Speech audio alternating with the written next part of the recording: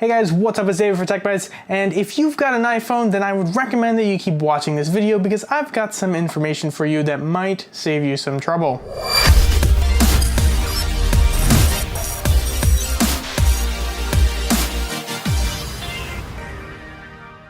Apple has released a new version of iOS, iOS 11.3, and with it comes a couple new features, such as a new Animoji and whatnot. But if you've ever had your iPhone repaired by a third-party service provider, then I strongly urge that you do not update your iPhone to iOS 11.3.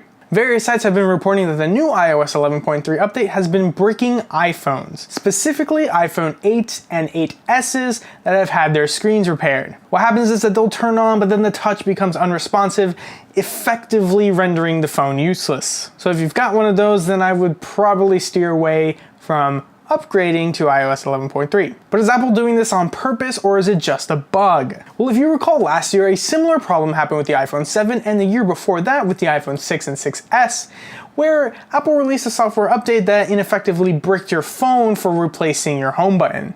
But since then, Apple has apologized and did release a software fix for that, but some say that the issue still exists. So there's really no telling if Apple did this on purpose or if it was just an accident or it's just a bug that slipped through. So we're gonna have to wait a little bit longer to see what Apple says. But regardless, I do think it is ridiculous. But you wanna know what else is ridiculous? The fact that you haven't liked this video yet. I mean, it only takes half a second and I hope the video get out there to help prevent people from updating their iPhone to iOS 11.3 and bricking their phone, and it'll help the channel grow. So just go ahead and like the video. I'll be right here waiting.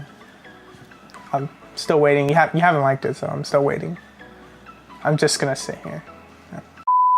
Yeah, so we really don't know if Apple's doing this on purpose or not. If it is on purpose, though, I can kind of see where they're coming from. It's always a good feeling to know that if something does break with your product, that you can just take it back to the store and they'll fix it for you, no problem. But you see, back in the day, you had two options when you had a broken screen. You can either go to Apple and they would charge about $200 to $250 to repair your phone, and you would lose all your data, and it would take a long time. But the second option was to go to a third-party service provider that could repair your phone for about $100. And of course, you would be able to keep your data. So in this time period, most people would just go to a repair shop. In fact, actually, I did the same thing as well. I had an iPhone 5, which the screen broke, and I went to a third-party service provider to get it fixed, and I paid about $100. The problem is that with these repair shops, you don't know where the parts are coming from. You don't know if they're genuine products or if they're cheap, fake knockoffs. And sometimes the people are just not good at what they do, so the iPhone comes out in worse shape than it was. For example, if you look at my iPhone 5, the screen is raised way more than it should be. A clear sign that someone had been tampering with it. Yeah, the screen works fine, but it's kind of ugly. But today, now, Apple has reduced their prices and you can go to Apple to get a screen fix for about $149. And if you have Apple Care Plus, it goes down to $29.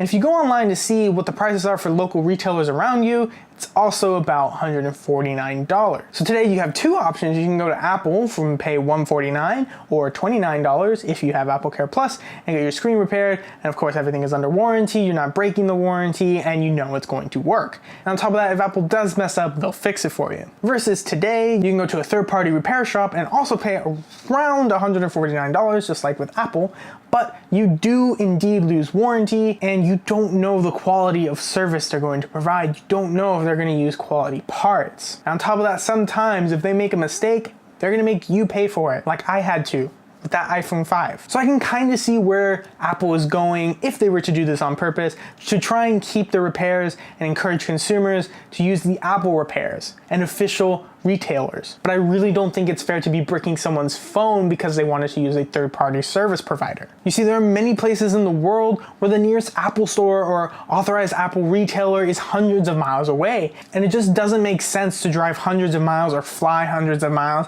in order to fix your phone. So the next best thing is a local service provider. Now, yes, Apple does provide a service where you can ship in your phone to get it repaired, but that takes 3 to 5 days. And imagine if you're a businessman and you're constantly on your cell phone, being out for a week can really be bad for you. I just think it's unfair for Apple to basically render your phone useless based on your location.